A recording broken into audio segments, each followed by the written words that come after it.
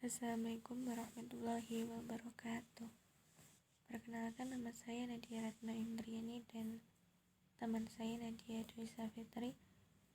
Kami dari kelompok 1 akan mempresentasikan filsafat hukum Islam yang diampu oleh dosen pengampu Bapak Khaidarullah MHI. Langsung saja, di sini kami akan mempresentasikan dua pokok penting yang akan dibahas. Yang pertama, sejarah dan pengertian hukum Islam, dan yang kedua, kekuasaan Allah dan hukum Islam bagi manusia dan alam. Yang pertama, pengertian filsafat hukum Islam. Filsafat hukum Islam sendiri adalah pengetahuan tentang hakikat, rahasia, dan tujuan Islam, baik menyangkut materinya maupun proses penetapannya, atau filsafat yang digunakan untuk memancarkan, menguatkan, dan memelihara hukum Islam sehingga sesuai dengan maksud dan tujuan Allah Subhanahu wa Ta'ala menetapkannya di muka bumi ini, yaitu untuk kesejahteraan umum maupun keseluruhannya. Selanjutnya, sejarah hukum Islam. Yang pertama, pada masa kemerdekaan tahun 1945, dalam konteks hukum Islam, Piagam Jakarta sebagai salah satu hasil sidang BPUPKI merupakan sumber persuasif dari UUD 1945 selama 14 tahun. Hukum Islam baru menjadi sumber autoritatif atau sumber yang telah mempunyai kekuatan hukum dalam hukum tata negara ketika ditempatkannya Piagam Jakarta dalam Dekrit Presiden RI tahun 1959 sebagaimana dapat disimak dalam konsideran dekrit. Oleh karena itu, harus dibuat undang-undang yang akan memperlakukan hukum Islam dalam hukum nasional, meskipun pendudukan Jepang memberikan banyak pengalaman baru kepada para pemula Islam Indonesia.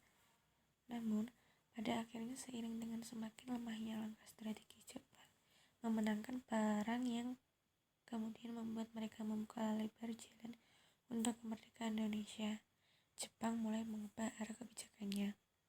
Perdebatan panjang tentang dasar negara di BPUPKI kemudian berakhir dengan lahirnya apa yang disebut dengan Piagam Jakarta. Kalimat kompromi paling penting Piagam Jakarta terutama ada pada kalimat negara berdasarkan atas ketuhanan dengan kemudian menjalankan syariat Islam bagi pemeluk-pemeluknya. Dengan rumusan semacam ini, sesungguhnya lahir sebuah implikasi yang mengharuskan adanya pembentukan undang-undang untuk melaksanakan syariat Islam bagi para pemeluknya. Tetapi rumusan kompromis Piagam Jakarta itu akhirnya gagal ditetapkan saat akan disahkan pada tanggal 18 Agustus 1945 oleh PPKI. Selanjutnya, hukum Islam pada masa kemerdekaan periode revolusi hingga keluarnya Dekrit Presiden 5 Juli 1950. Menyusul kekalahan Jepang oleh tentara-tentara sekutu, Belanda ingin kembali menduduki kepulauan Nusantara. Dari beberapa pertempuran, Belanda berhasil menguasai beberapa wilayah Indonesia, di mana ia kemudian mendirikan negara-negara kecil yang dimaksudkan untuk mengepung Republik Indonesia. Berbagai perundingan dan perjanjian kemudian dilakukan, hingga akhirnya tidak lama setelah Linggarjati, lahirlah apa yang disebut dengan Konstitusi Indonesia Serikat pada tanggal 27 Desember 1945. Akhirnya, pada tanggal 19 Mei 1995, semuanya sepakat membentuk kembali Negara Kesatuan Republik Indonesia.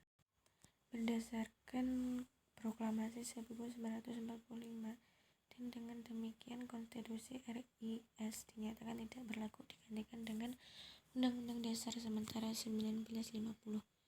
Sebab ketidakjelasan posisinya masih ditemukan baik dalam Mukhodimah maupun batang tubuh Undang-Undang sementara 1950, kecuali pada pasal 34 yang rumusannya sama dengan pasal 29 Undang-Undang Dasar 1945. Perjuangan penggantian di Undang-Undang Dasar. Sementara itu kemudian diwujudkan dalam pemilihan umum untuk memilih dan membentuk Majelis Konstituante pada akhir tahun 1955. Majelis yang terdiri dari 540 orang itu kemudian dilantik oleh Presiden Soekarno pada 10 November 1956. Hari penting terkait dengan hukum Islam dalam peristiwa dekret ini adalah konsiderannya yang menyatakan bahwa Piagam Jakarta tertanggal 22 Juni menjiwai Undang-Undang 1945 dan merupakan suatu kesatuan dengan konstitusi tersebut. Hal ini tentu saja mengangkat dan memperjelas posisi hukum Islam dalam undang-undang. Dan selanjutnya atau yang ketiga, hukum Islam di era Orde Lama dan Orde Baru. Mungkin tidak terlalu keliru jika dikatakan bahwa Orde Lama adalah era kaum nasionalis dan komunis. Sementara kaum muslim era ini perlu sedikit bersabar dalam memperjuangkan cita-citanya. Sementara NU yang kemudian menerima manipul Usdeknya, Soekarno bersama dengan PKI dan PNI kemudian menyusun komposisi DPR gotong royong yang menjiwai Nasakom. Berdasarkan itu terbentuknya MPRS yang kemudian menghasilkan dua keresahan. Salah satunya adalah tentang upaya unifikasi yang harus memperhatikan kenyataan-kenyataan yang hidup di Indonesia. Meskipun hukum Islam adalah salah satu kenyataan umum yang selama ini hidup di Indonesia, dan atas dasar TAP MPR tersebut membuka peluang untuk memposisikan hukum Islam sebagaimana mestinya. Seorang menteri agama dari kalangan NU yang mencoba mengajukan rancangan undang-undang perkawinan umat Islam dengan dukungan kuat fraksi-fraksi Islam di DPR GR. Meskipun gagal, upaya ini kemudian dilanjutkan dengan mengajukan rancangan hukum formil yang mengatur lembaga peradilan di Indonesia pada tahun 1970. Upaya ini kemudian membuahkan hasil dengan lahirnya UU Nomor 40/1970 yang mengakui pengadilan agama sebagai salah satu badan peradilan berinduk pada Mahkamah Agung.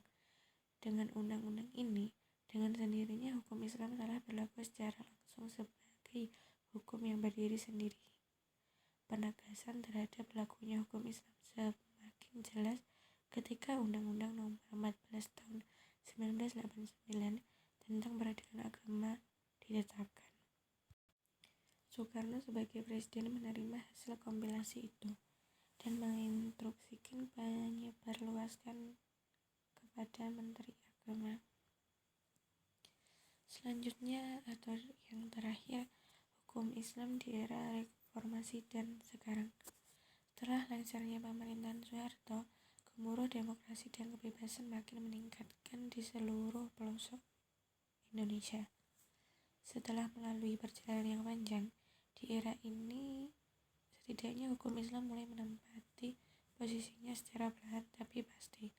Akhirnya ketetapan MPR nomor 3/MPR/2000 tentang sumber hukum dan tata urutan peraturan perundang-undangan semakin membuka peluang lahirnya aturan undang-undang yang berlandaskan hukum Islam. Terutama pada pasal 2 ayat 17 yang menegaskan ditampungnya peraturan daerah yang didasarkan pada kondisi khusus dari suatu daerah di Indonesia, dan bahwa peraturan itu dapat mengesampingkan berlakunya suatu peraturan yang bersifat umum. Bukti nyata adalah Undang-Undang Nomor 32 Tahun 2004 dan Qonun Provinsi Nangro Aceh 11 Darussalam tentang pelaksanaan syariat Islam Nomor 11 Tahun 2022, Undang-Undang Republik Indonesia Nomor 3 Tahun 2006 berkaitan dengan perubahan atas Undang-Undang Nomor 7 Tahun 1986. Selanjutnya kita akan membahas poin yang kedua, yaitu kekuasaan Allah dan hukum Islam bagi manusia dan alam. Kekuasaan Allah dan hukum Islam bagi manusia. Manusia adalah makhluk paling sempurna yang pernah diciptakan Allah Subhanahu wa Ta'ala.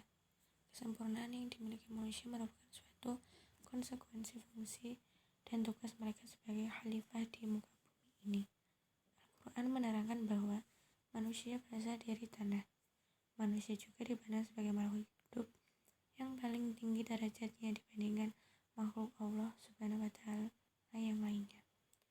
Bahkan Allah menyuruh para malaikat untuk bersujud kepada Adam alaihi salam. Masyarakat barat memiliki pandangan bahwa manusia adalah makhluk yang memiliki jiwa dan raga serta dibekali dengan akal dan pikiran. Adapun tujuan utama Allah Subhanahu wa Ta'ala menciptakan manusia agar manusia dapat menjadi khalifah atau pemimpin di muka bumi ini. Tugas utama manusia sendiri adalah beribadah dan menyembah Allah Subhanahu wa Ta'ala, menjalani perintahnya serta menjauhi larangannya. Kekuasaan Allah dan hukum Islam bagi alam. Alam semesta diciptakan secara sengaja, bukan secara kebetulan.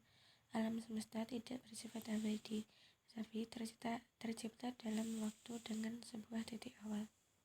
Proses terbentuknya alam semesta bisa dijelaskan dalam ayat-ayat Al-Quran.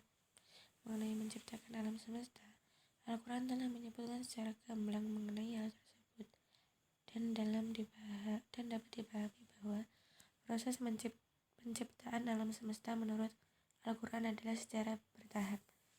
Hal ini dapat diketahui melalui firman Allah Subhanahu wa Ta'ala dalam surat An-Anbiya ayat 30 yang artinya, dan apakah orang-orang kafir tidak mengetahui bahwa langit dan bumi keduanya dahulunya menyatu, kemudian kami dipisahkan antara keduanya, dan kami jadikan segala sesuatu yang hidup berasal dari air, maka mengapa mereka tidak beriman?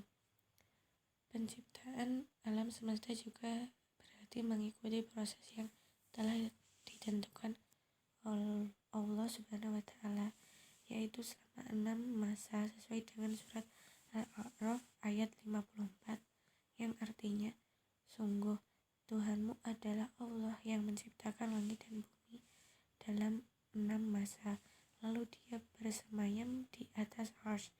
Dia menutupkan malam kepada siang yang mengikutinya dengan cepat. Dia ciptakan matahari, bulan, dan bintang-bintang tunduk kepada perintah-perintahnya. Ingatlah, segala penciptaan dan urusan menjadi haknya Maha Suci Allah, Tuhan seluruh alam. Sekian dari presentasi kami, bila kurang lebihnya mohon maaf. Assalamualaikum warahmatullahi wabarakatuh.